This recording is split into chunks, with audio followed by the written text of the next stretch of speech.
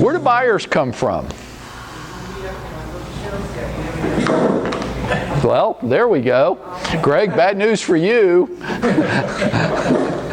Where do buyers come from? Everywhere. Where's everywhere? Open houses. Okay. Where else? Amazon. Amazon, what do you mean? A new program. They just announced today. Oh, well, it's not active yet. So, where else do buyers come from? Lead generation. What is that? Like? Zillow. Okay. Listings. Sign calls.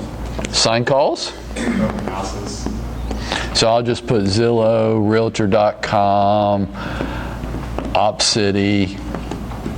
Right? Is that kind of what you mean, Shelley? Yeah. Okay. Sign calls? Great. Where else do buyers come from? Buying seminars. Home buyer seminars? Okay.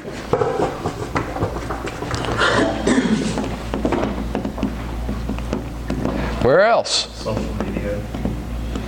Social media? Okay. Past clients. Yeah, past clients.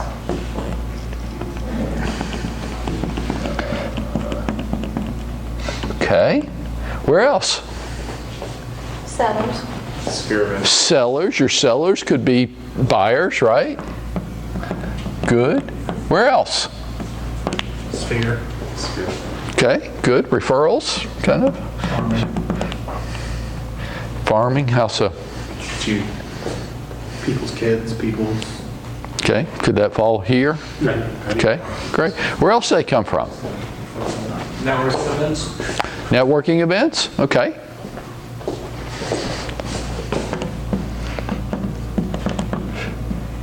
Where else? Company leads. Your company, your real estate company? Okay.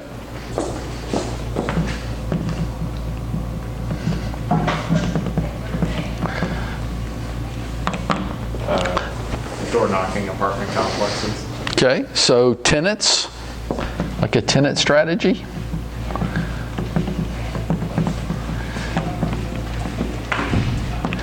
Where else? Other real estate. Yasleen, right here. I got a special seat right here for you. It's got Yasleen right on it. Where else do home buyers come from? Other real estate agents. Referrals from agent to agent? Okay, good. Like, I have somebody moving to Chicago, you're an agent in Chicago, I referred it to you, right? Somebody in the office that has a buyer and he or she's a listing agent, and they would prefer to have somebody. Good, good. Where else do buyers come from, Callie? If you go to like a wedding show, let's say, you meet the brides and grooms, and then you could use them as buyers if they want to purchase. Okay, so would that be like sphere of influence? If you were at their wedding, you were invited there, these are people you know? Networking. Or do you crash weddings? Yeah, more of a professional. Are you're a wedding crasher? You go to weddings? You don't know? Where else do buyers come from? We got that, yeah. Your sellers, right? Networking events. Networking, okay. Good. Oh, we have that, yeah. Yeah. Lenders, I've heard. Lenders could, yeah. Good lenders would do that, right? Right. So let's call it business partners. Let's call it good business partners. They would do something like that. Where else? Callie? Attorneys. Okay, business partners, right? Okay, great. Anywhere else? Are there some agents that try to generate buyer leads off their website? Driving people, so that would be an SEO strategy. Okay, you're driving people to your website, and so you know who does that? It's like Commissions Inc. would do that. Okay, that's what they do. They get a website, they try to drive people to your website, and you capture the leads as they visit your website. Okay, curator, that's another place that does. Are you familiar with these terms? Mm-hmm. Okay, so it kind of goes to Shelley's point. It's all paid lead generation. A little bit different strategy, right? So what does Zillow and Realtor.com try to do? same thing. They try to capture the home buyer's browsing activity, right? And then you pay for name placement next to the homes, right? So Commissions Inc. and Curator say, no, we're going to do it different. We're going to try to get the home buyers to go to your website to browse, capture them there. Okay? Both work, just different. So how many different ones do we have? And if you think of another one, just shout it out. 6, 7, 8, 9, 10, 12. Okay, so we could call that like niches. Okay, and there's a whole bunch of... So I got 13 areas right here where home buyers come from. I don't think any of us think that's it. If we spent more time on it, we'd come up with more ideas. And then within the 13, there's all these subcategories, like within niches. So divorces, right? Golfers, probate, right? So there's all kinds of things, right? So with yours, turning tenants into homeowners, right? And Divvy and Home Partners of America that can help with that. So you can start diving down into all of these, right? So here's the question. And this is the only question you really have today. You don't really have another question. This business, we talk about it, right? It's not complex. This isn't complex. It's very simple. It's just hard. Because it's not complex doesn't mean it's easy, which is what people think. Selling real estate, Yaslene's not hard. Who in the room thinks selling real estate's pretty easy? Like, I can't believe how easy this is and you can make a fortune. That's what your customers think. Why do they think that? They don't see it. They don't see what we do. Yeah, and even if they do, what we do for a living is not highly complex. We don't need advanced degrees to do this.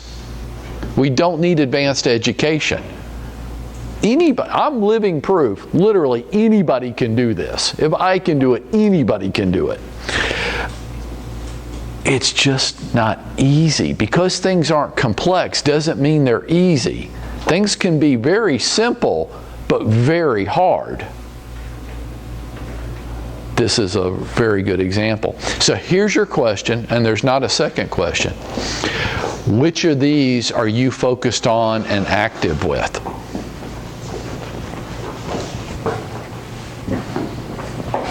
I could go to any real estate office in Atlanta and do this exercise today.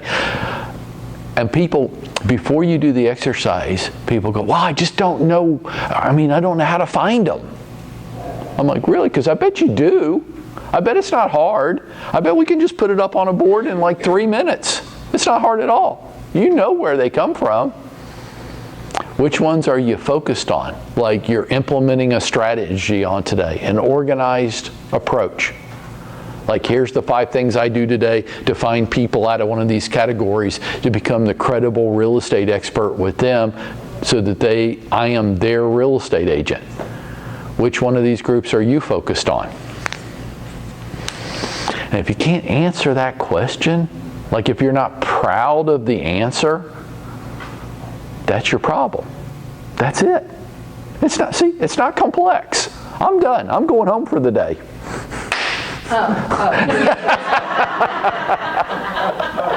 was good to show. Very good. There's always one. Oh, that was good. That's it. That's where you are. Well, I want to sell more homes like pretty damn soon. Great. To who? Pick one. Well, which one's best? I don't care. Whichever one just like jumps out and is awesome to you. Open houses. Here's the thing. If I hadn't sold any homes and I wanted to, I would be doing open houses all the time. Why? Who goes to open houses? Buyers. Home buyers. Holy shit. And do some of those home buyers actually have a house to sell too? Sometimes. Uh-huh. Well, I did an open house last Sunday. Why are you just doing open houses on Sunday?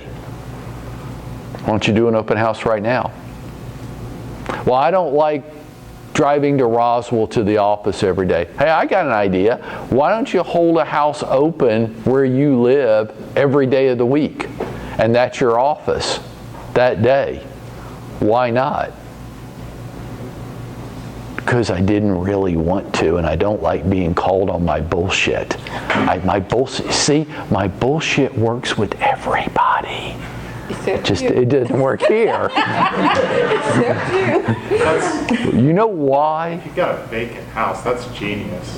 Because I'm gonna start doing. you could sit in the driveway in your car, and your car. You know what is different about you? Who's got their phone with them? Hold your phone up.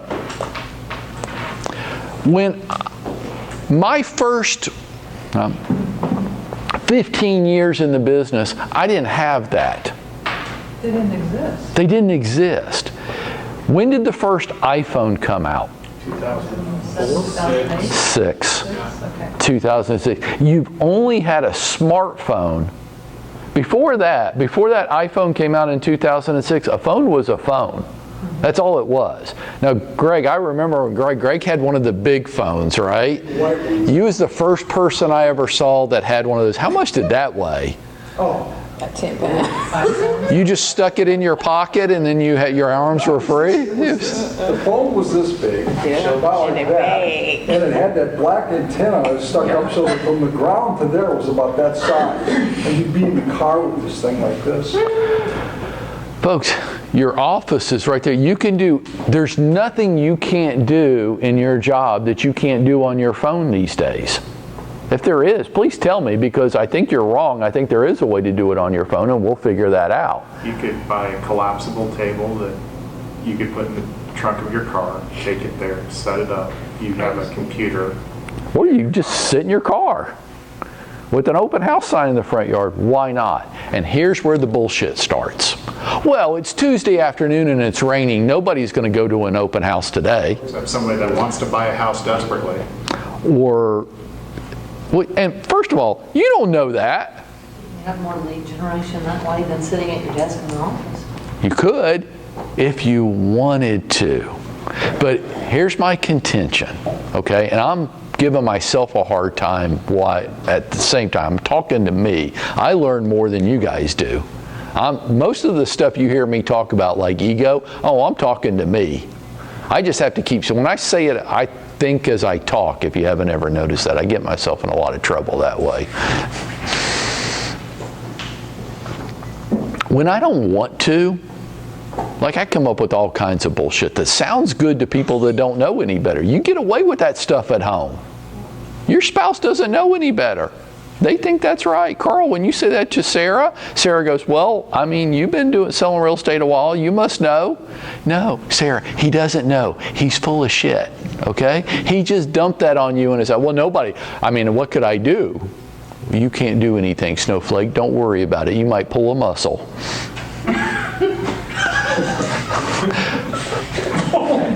Which one of these are you focused on today? Well, I don't understand why I'm not selling anything. You aren't focused on anything. You're not implementing a strategy. You're doing just enough to be able to whine about it, but not enough to get the results.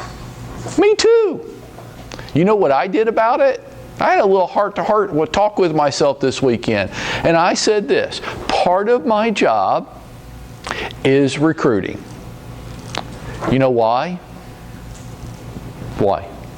That's how you stay in business. You have to Trying to grow. build a business. So I can fire your ass when you're too much of a problem. That's why. Casey, you're a real pain in the ass. Get out. How could I do that? I got 20 other people that want Casey's chair. That's how. So I have to do that.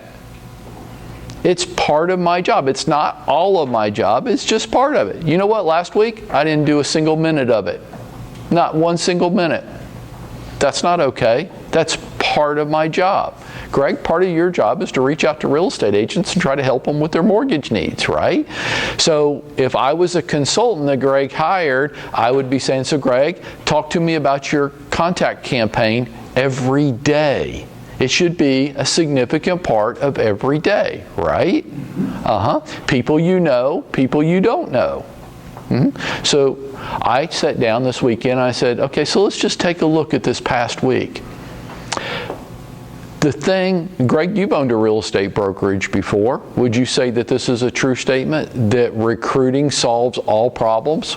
Oh, yes. Oh, yes, no doubt. That's what they say to people like you and me, right?